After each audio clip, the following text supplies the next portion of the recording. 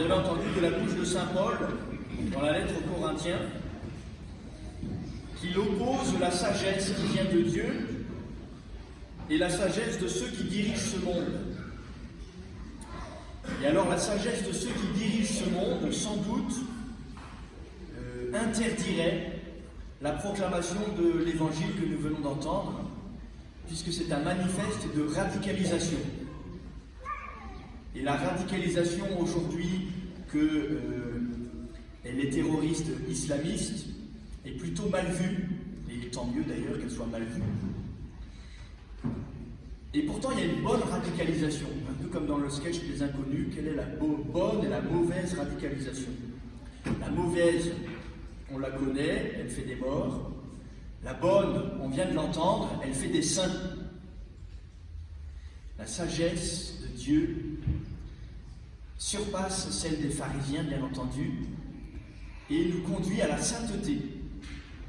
Et c'est ainsi qu'il faut entendre les paroles de ce sermon sur la montagne, que nous lisons déjà depuis 2 dimanches, que nous lirons encore dimanche prochain, et qui s'achèvera avec le verset 48 de ce fameux chapitre 5 de saint Matthieu. « Soyez saints comme votre Père Céleste est saint, ou soyez parfaits comme votre Père Céleste est parfait. » Et la première impression que cela nous laisse, c'est que c'est impossible. Déjà, ne pas commettre l'adultère, c'est pas si facile que ça, messieurs, mesdames. Je veux dénoncer personne, mais j'entends des confessions. Et mon confrère prêtre à ma gauche, qui est curé de la cathédrale à Agen, ça doit être bien pire encore là-bas. Ça n'est pas facile non plus de ne pas insulter son frère, de fou en plus. J'avoue, quelquefois, moi j'ai des mots un petit peu plus sévères qui sortent de ma bouche, surtout quand je suis au volant par exemple.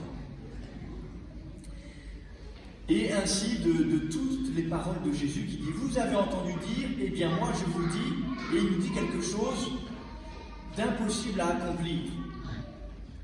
Alors ça nous dit une chose très importante, c'est que accomplir la loi ne consiste précisément pas à cocher des cases et à se sentir en règle. Ça, c'était la justice des pharisiens.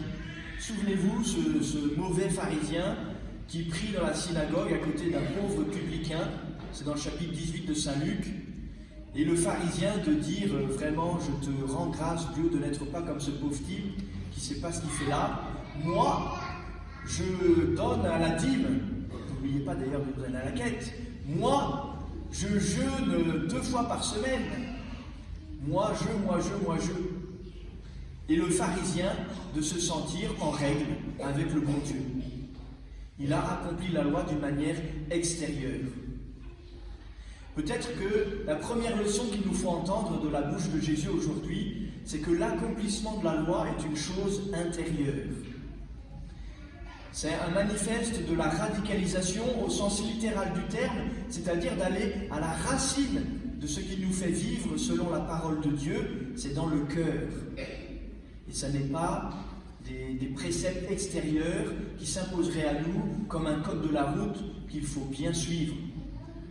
Heureusement pour moi qui ai fait 3 stages de récupération de points, que la sainteté ne consiste pas en le respect du code de la route seulement.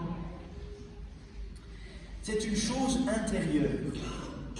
Ça n'autorise pas à griller un feu rouge pour autant, mais il faut bien comprendre où se situe la sainteté.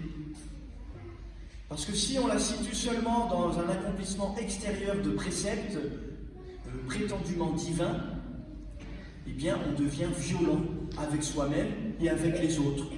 Et la radicalisation que nous connaissons devient du terrorisme.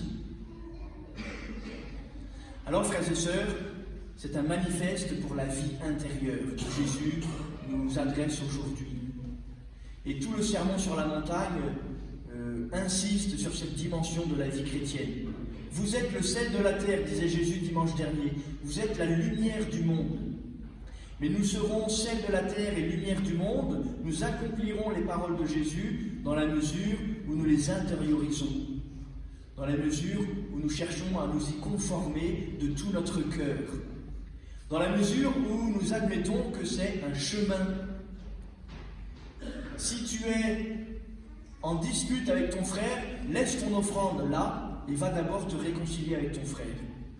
Qui parmi vous se présente maintenant devant l'autel de Dieu, la conscience absolument tranquille, dégagée de toute animosité envers un frère, envers une belle-mère, envers une sœur, prieur, envers son curé, etc., etc.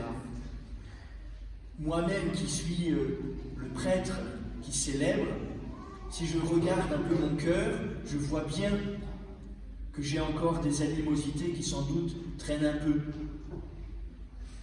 La vie intérieure est un chemin. Nous ne pouvons pas être en règle à un instant T et tout d'un coup être clean devant Dieu. C'est lui qui nous sanctifie, c'est lui qui nous fait avancer. Et ce n'est pas pour rien que nous commençons notre offrande devant l'autel en demandant pardon à Dieu pour nos péchés. Je confesse à Dieu. Oui, j'ai vraiment péché.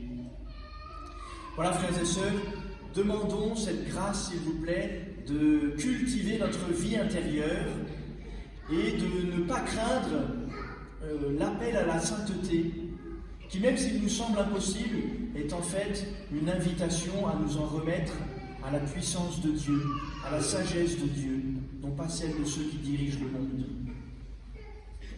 Et puis une autre grâce sans doute de ce jour, c'est aussi, dans la même veine d'ailleurs, la simplicité. Oui, oui, non, non. Tout le reste vient du mauvais. Regardez un petit peu comme nous sommes capables de nous justifier. Oui, enfin pas vraiment, enfin ça dépend, mais c'est pas de ma faute, c'est parce que, et ainsi de nous justifier de n'avoir pas fait ce que nous devions faire, ou de n'avoir pas été fidèles à notre parole. La simplicité de l'Évangile nous rend responsables de nos actes, de nos paroles, de nos pensées, et nous arrêtons de nous dédouaner de notre responsabilité. Voilà, frères et sœurs, je crois que ce sermon sur la montagne est viril au sens noble du terme, c'est-à-dire que c'est une parole forte qui nous fortifie pour peu que nous l'accueillions, que nous cherchions à la vivre et que pour cela nous comptions sur la grâce de Dieu. Amen.